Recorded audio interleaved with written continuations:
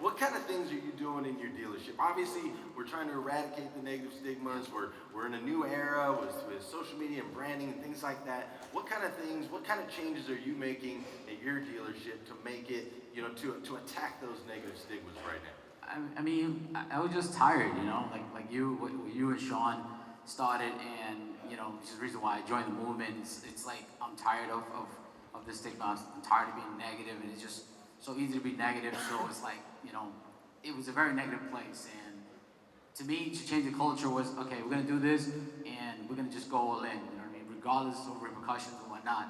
And I actually have my top guy here with me.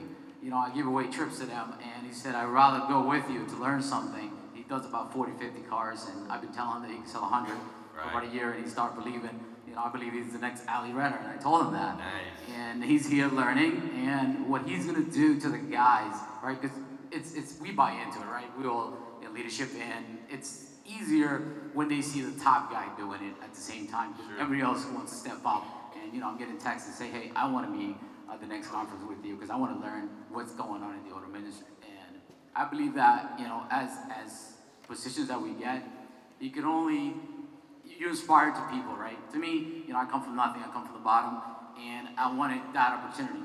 But nobody gave me that shot, so I want to be the one that makes them the next GMs, the next F&I director or whatever. So they work really, really hard, and I believe that if they love you, they'll do anything for you. So that punishing stuff doesn't go nowhere.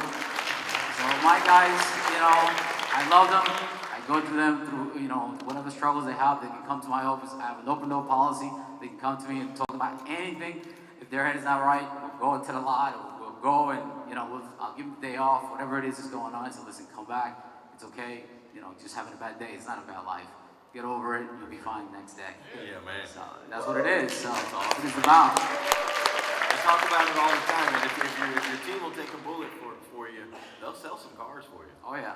They'll definitely sell some cars for you. My man.